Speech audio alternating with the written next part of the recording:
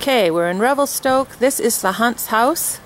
It's a small little baby blue bungalow in a neighborhood like most of Revelstoke of older homes. Yeah, that's your classic post-war bungalow, right, Dave? Yeah. Some of them have been updated in the neighborhood, you can see that.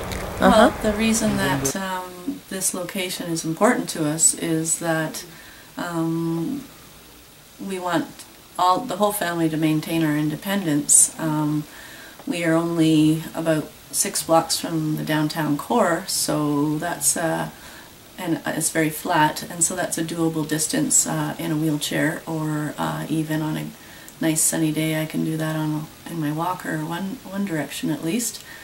They just built a new elementary school and a new high school only 3 blocks away from us, so our 2 young girls who are in kindergarten and grade 2, they'll be spending their whole life at school just that close.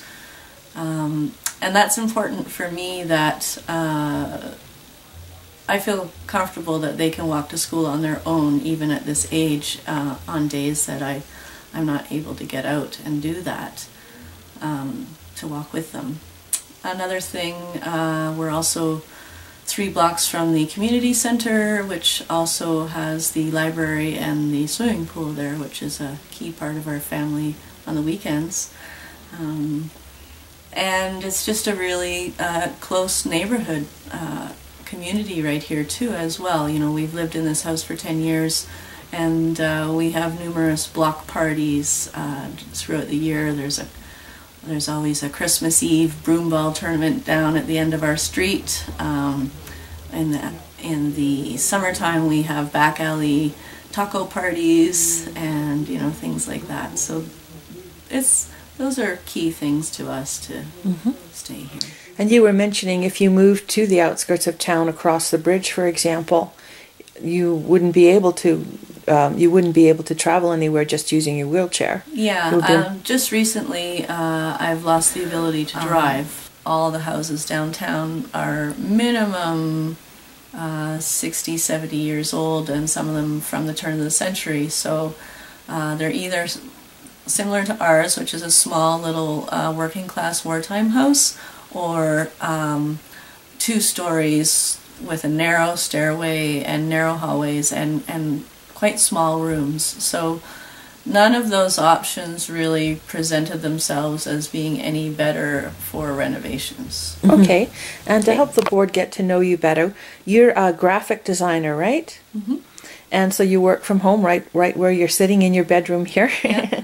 And your new place hopefully will include a bit more workspace for you and for Simon? Yes, well, Simon has never ever had a desk of his own. He's been relegated to the kitchen table, which he has to clean up every few hours. And this is my entire work area. So I do have some voice recognition software that if I want to type a fairly long article, I've been doing some writing as well for a local newspaper. If I'm going to type something long, I just dictate. Yeah. Wood stove, office, laundry room, storage. Yeah. Basically an unfinished basement. That's about, how high are these ceilings, Dave? 8 feet. 8 feet. Close to 8 feet.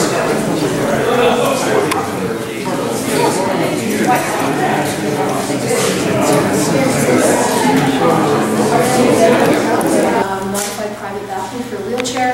An additional, there are 2 bedrooms in the home now, and an additional room or 1 large bedroom for the girls, and then a bedroom for a living caregiver. They don't have family in town. One of the main ways to make this work is to have a caregiver on site as the disease gets more progressive. A second bathroom for those of us who come to visit but aren't going into the large wheelchair one, and then an open and really accessible concept kitchen and family space so the wheelchair employee can run around whatever direction they want to. And then finally transfer supports maybe needed at some point in time. So those are our needs list. This isn't a wish list, this is a needs list. So the team that's working on this project includes myself, Tuliki Tennant, who's right here, Pam Doyle at the back, Greg Walker, who I know was home with his son. He thought he might bring him, but on his rainy night he's probably wisely stayed at home. Jeff Battersby, who's practicing for the choir event on Saturday, sends his regrets. Ian Brown, who's out of town. Dean Crunkle, our builder, who's right here. And Megs Khan, who is right there from the Times Review. On stipple ceilings, there's multiple places where it can be. I mentioned as well, don't be afraid of getting a hold of your WCB guy. Like Chris, you mentioned Jim Cadden. I know Jim personally, and you won't have Jim will be here in a minute. I know, you won't have a problem with him. He'll be more than helpful. And if you can get him on site, he can either lead you in the right direction to some help, or you get it directly from the board or whatever for you. And I didn't want to dwell on that one issue. No, but it's important. Just an example, and it's something that's going to happen right up front. Yes. You're going to say something and bang, the job's down. Yeah. And that's what I've said to Cindy and Dave, that at this point, you know, most of the heads here are going to be, have their heads wrapped around volunteers, collecting money, setting up things like that, and that my job at this point is to push for these different safety aspects or building aspects that need to be dealt with while you guys have your heads in those kind of things. So our work plan has us raising money over the winter, so from now until about April. And then April we'll take a look at the funds we have and the plan we have and make sure things line up, and if they don't, we'll have to reconcile that. We're hoping that we're on the big side of the funds, but we'll have to see what actually comes there. The idea is that the family will move out of the house because, of course, the top's coming off, and so they need to go somewhere else. So if you know anyone who has a rental space that would fit 4 folks, and they're used to living in a small space for the summertime, please holler. So the renovations would happen as soon as it's safe to get started in the spring. And then we'd hope to have the family back in time to go to school. But I'm told that might be optimistic. It would probably be October, November by the time we get them back into the home. But Dean Crunkle is talking now with Dave Springall, the safety fellow that works with Lona, and they're talking about blitzes and how to organize blitzes. So you can see with several blitzes we might break the time frame here. It won't be an extreme home makeover in a week. But 3 months would be really nice. Okay, then we looked at, so there's the government grants and supports for individuals with disability, CMHC, BC Housing, et cetera, nothing fit.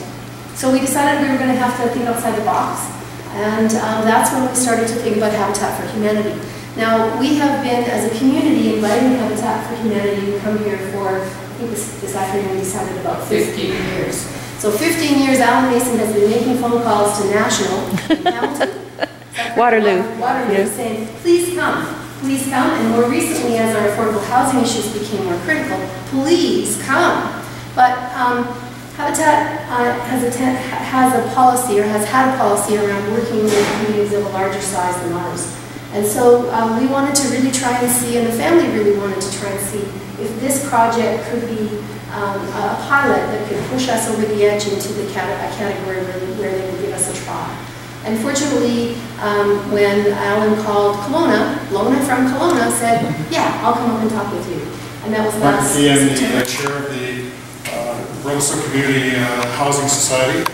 And we were introduced to this project as a board a year ago. And I can tell you is that when the board first heard about this project and introduced it to us, it was immediate positive reaction from the board that they wanted to get involved. We were the go-through organization that liaises with Habitat for Humanity and is the legal non-profit entity that's being used in the community. But we were put together by City Council. We had land, what was called the co-op property, or the Birch Creek property, was put aside for us to use for affordable housing. We had just finished building a duplex on Oscar Street, and so we were just getting off the confidence in the world, knowing Revelstoke for as many years that I've known it, that we can do this project, we can do it as good or better than anybody else can do, and I'm looking forward to the first Habitat for Humanity project being built, but I'm also looking forward to another one and another one.